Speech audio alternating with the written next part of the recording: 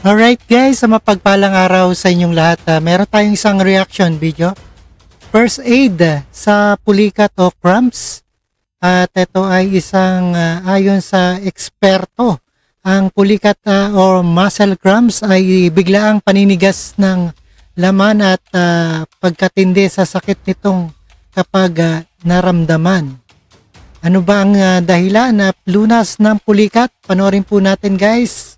And no further ado, let's do watch. Alright. Panoorin natin guys.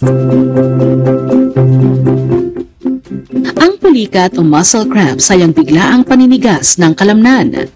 Ayon sa mga eksperto, nangyayari ito kapag nasobrahan ang paggamit sa muscles o kaya ay masyadong matagal na nababad ang katawan sa iisang posisyon. Maaari din itong mangyari kapag kinulang sa electrolytes ang katawan o kaya ay biglang nagbago ang temperatura ng environment na nakaapekto. Ayan, electrolytes. Kailangan natin uminom lagi ng tubig. Hindi ito kontrolado at napakasakit kapag naranasan ng isang tao. Ano ba ang dapat gawin kapag pinulikat? Una, paupuin o pahigain ang pasyente. Pangalawa, iangat ang bahagi ng katawan na nagkaroon ng cramp at dahan-dahan itong imasahe para i-counter stretch. Gumamit ng cold compress sa apektadong muscle. Sunod nito, painumin ng tubig ang pasyente at pagpahingahin.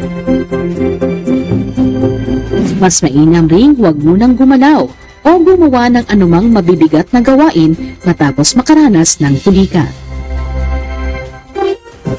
Alright guys, napakinggan po natin at napanood dito sa ating bagong tips.